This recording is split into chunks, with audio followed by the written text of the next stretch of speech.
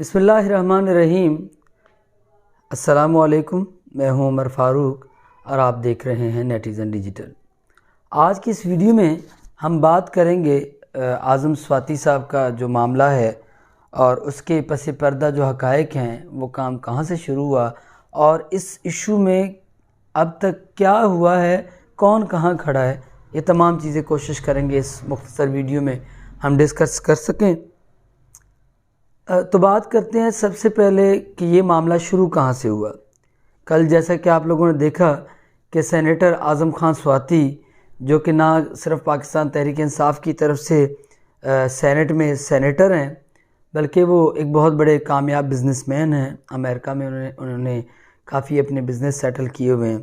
اس سے پہلے ان کا تعلق مولانا فضل الرحمان کی جمعیت علماء اسلام فضل الرحمان سے تھا۔ تب بھی وہ بڑے ایکٹیو اور بڑے اچھے ایک سیاستدان کے طور پہ جانے جاتے تھے۔ پچھلے چند دنوں میں جو کچھ ان کے ساتھ ہوا وہ ایک انتہائی المناک، انتہائی شرمناک اور انتہائی وحشتناک داستان ہے۔ تو جانچتے ہیں، سوچتے ہیں، دیکھتے ہیں کہ یہ بات شروع کہاں سے ہوئی۔ تو سب سے پہلے یہ معاملہ آج سے تقریباً 2.5-3 ہفتے قبل ایک ٹویٹ سے شروع ہوا تھا۔ ایک ٹویٹ جسے متنازع قرار دیا گیا اور جس کے بعد یہ ایک نا ختم ہونے والی داستان شروع ہوئی۔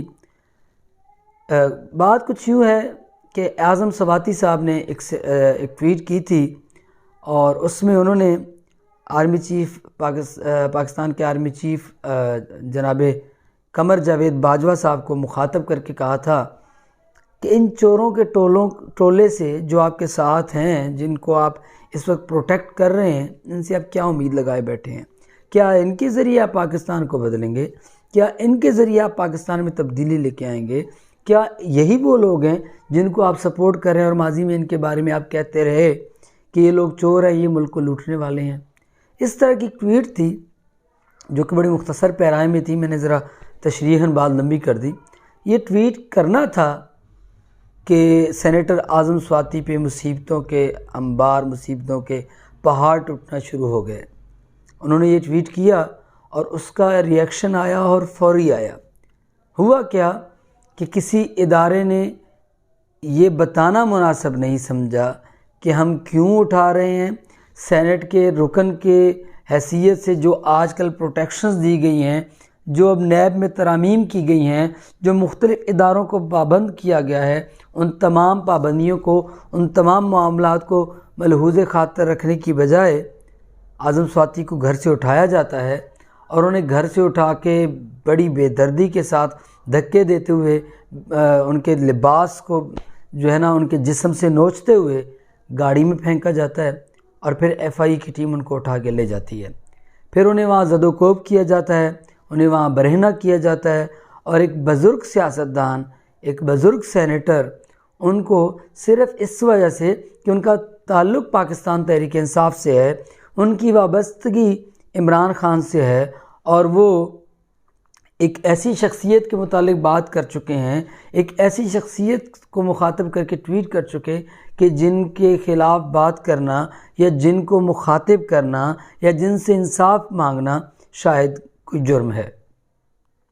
اعظم سواتی صاحب نے جب انہیں ریمانڈ پہ لے جایا گیا تو اگلے دن جب وہ عدالت میں پیش ہوئے تو وہاں وہ رو رہے تھے اور ان کی حالت دیدہ نہیں تھی۔ بہرحال انہیں زبردستی پھر گاڑی میں بٹھایا گیا، لے گئے، معاملہ شروع ہو گیا۔ پھر جب ان کی ضمانت ہوئی تو اس کے بعد چیزیں سامنے آنے شروع ہوئیں۔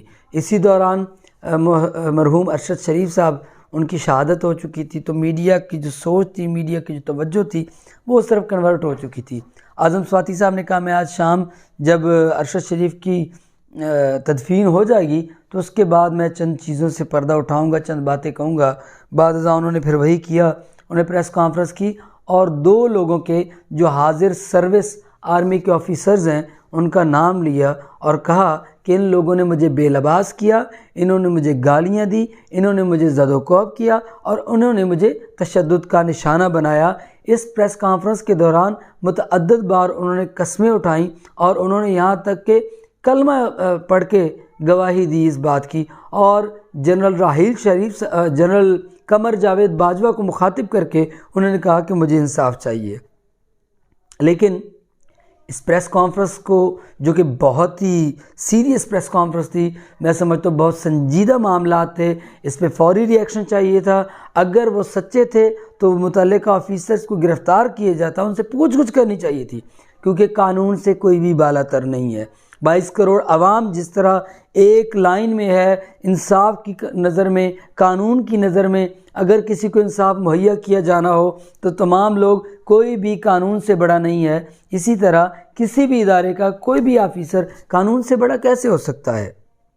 بہرحال ان کی پریس کانفرنس کے بعد کسی کے کانوں پہ جوں تک نہیں رینگی، نہ عدلیہ نے سر اٹھایا۔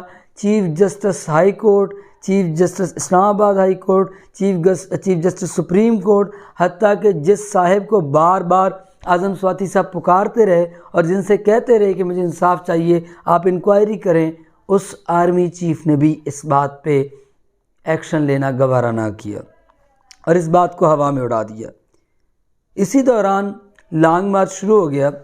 وہ بات وہیں کہ وہیں تھی، لانگ مارچ شروع ہوا، لوگوں کی توجہ جو ہے وہ ڈائیورٹ ہو گئی۔ اس دوران بار بار اعظم سواتی صاحب کہتے رہے، لیکن کسی کو توفیق نہ ہوئی کہ اس معاملے میں کوئی بھی ایکشن لے۔ بعد ازاں عمران خان صاحب کا معاملہ ہوا، وہ ایک الگ انشاءاللہ ویڈیو میں سارے حقائق بیان کروں گا۔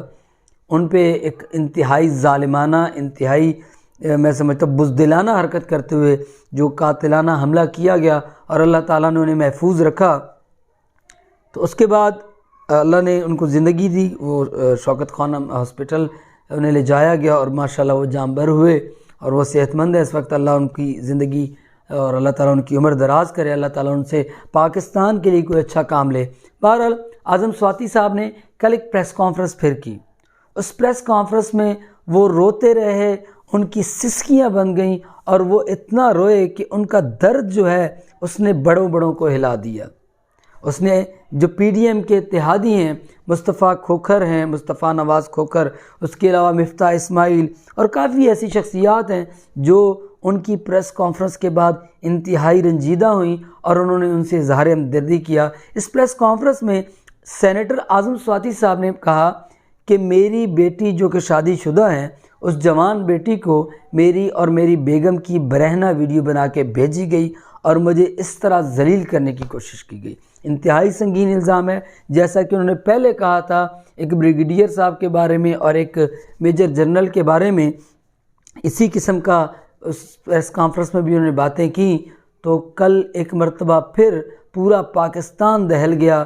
میں سمجھتا ہوں کہ ہر ذی شعور، ہر سمجھدار، ہر سمجھ بوجھ رکھنے والے پاکستانی اور بالخصوص ہر اس شخص کو جس کا تعلق اسلام سے ہے، اس بات سے انتہائی دکھ پہنچا، تکلیف پہنچی اور اس نے شرم محسوس کی۔ کتنی گھٹیا حرکت، کیسے کوئی ادارہ، کیسے کوئی شخص، کیسے کوئی فرد کر سکتا ہے؟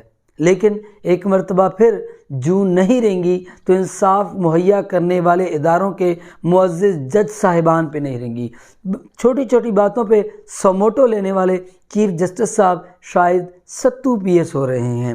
اسی طرح آرمی چیف صاحب جنہیں اس معاملے میں آنا چاہیے تھا، سامنے ایکشن لینا چاہیے تھا، وہ بھی ایک مرتبہ پھر خواب غفلت کا اور خاموشی کا شکار نظر آئے۔ بلکہ میں تو انتہائی دکھ کے ساتھ، انتہائی معذرت کے ساتھ، ہم چونکہ پاکستانی ہیں، ہم پاکستان پہ اتنا ہی حق رکھتے ہیں جتنا چیف جسٹس صاحب آپ رکھتے ہیں۔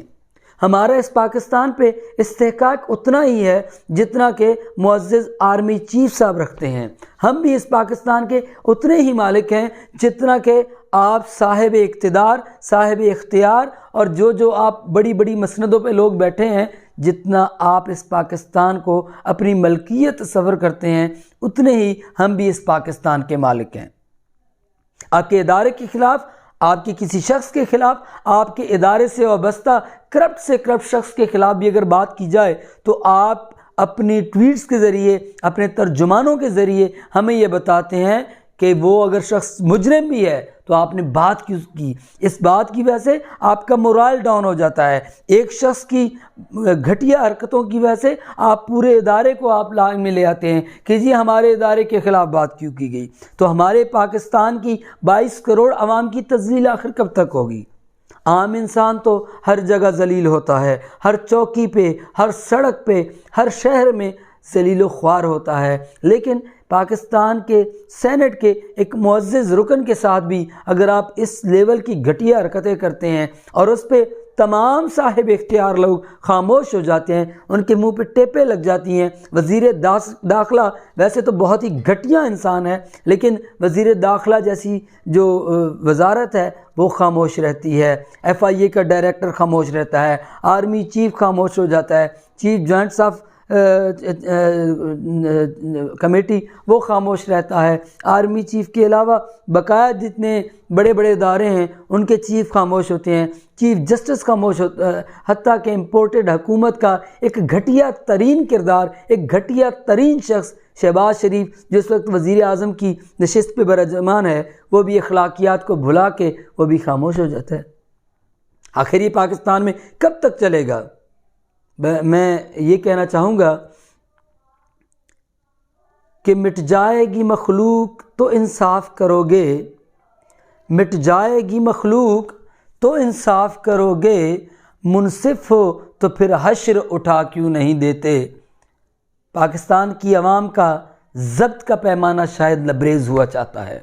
ہم نے لوڈ شیڈنگ برداشت کی، ہم نے کرپشن برداشت کی، ہم نے آپ تمام بڑوں کی پاکستان کے ساتھ کھیلنے والی پالیسیاں برداشت کی، ہم نے آپ لوگوں کی تمام رنگرلیاں دیکھی، ہم نے آپ تمام لوگوں کی چوریاں برداشت کی، آپ کی پاکستان کے اوپر ڈاکے مارنے کی وارداتیں برداشت کی، آپ لوگوں کے گٹھ جوڑ برداشت کیے، آپ کا ایک محب وطن پاکستانی کو، ایک پاکستان کے ایماندار ترین شخصیت کو اقتدار سے باہر نکلنا تک برداشت کیا. لیکن اور کتنا آپ ہمیں ذلیل کرنا چاہتے ہیں، اور کتنا آپ 22 کروڑ عوام کو پریشان کرنا چاہتے ہیں، اور کتنا آپ عزت دار لوگوں کو ہراساں کرنا چاہتے ہیں. آخر کہاں تک یہ داستان چلے گی؟ کیوں چاہتے ہیں آپ کہ پاکستان کی عوام سڑکوں پہ نکلے اور آپ لوگوں کے گھروں تک، آپ کے گریبانوں تک آ جائے؟ اگر آپ یہی چاہتے ہیں تو انتظار کریں، وہ وقت دور نہیں. کیونکہ جب ایسے ہی طاقتور لوگ خاموشی اختیار کر لیں اور جہاں ان کا بس چلے وہاں پہ وہ اپنی زور آزمائی کریں، وہاں پہ اپنی پنجہ آزمائی کریں اور وہاں پہ عام لوگوں کو، شریف لوگوں کو، عزت دار لوگوں کی عزتیں اور پگڑیاں اچھالنا پسند کریں، تو ان کا وقت آخرت قریب ہوتا ہے. آپ فرعون سے زیادہ متشدد نہیں ہیں، آپ نمرود سے زیادہ طاقتور نہیں ہیں، لیکن ان کا حشر دیکھا، ان کا حشر پڑھا. شاید قرآن پڑھنے کی تو آپ کو توفیق نہیں ہے، کسی صاحب علم سے پوچھیے گا کہ ان کا حشر کیا ہوا. وہی حشر ہر ظالم کا ہوتا ہے، ہر جابر کا ہوتا ہے اور ہر متشدد انسان کا ہوتا ہے. اگر آپ اسی طرح تشدد کرتے رہیں گے، اگر اسی طرح آپ پاکستانی عوام کو رینگتے ہوئے کیڑے مکوڑے سمجھیں گے، تو سمجھیے کہ آپ کا وقت قریب آن پہنچا ہے. اگر آپ یہی کچھ کرتے رہے تو سری لنکا میں تو شاید اتنا ہوا ہی نہیں جتنا کہ پاکستان پہ ظالم جابر اور میں سمجھتا ہوں کہ متشدد قسم کا جو ٹولہ مسلط ہے، جو پاکستان کے اوپر راج کر رہا ہے اور اپنی من مرضی کے فیصلے چاہتا ہے. میں سمجھتا ہوں کہ سری لنکا سے زیادہ برے حالات ان لوگوں کے ساتھ ہوں گے. عوام ان کو گھسیٹے گی، ان کو کوئی جائے پناہ شاید نہ ملے. آپ ہماری باتوں کو، جو راہ راست پہ لانے کی باتیں ہیں، جو حق کی باتیں ہیں، جو سچ کی باتیں ہیں، ان کو کب تک دباؤ گے؟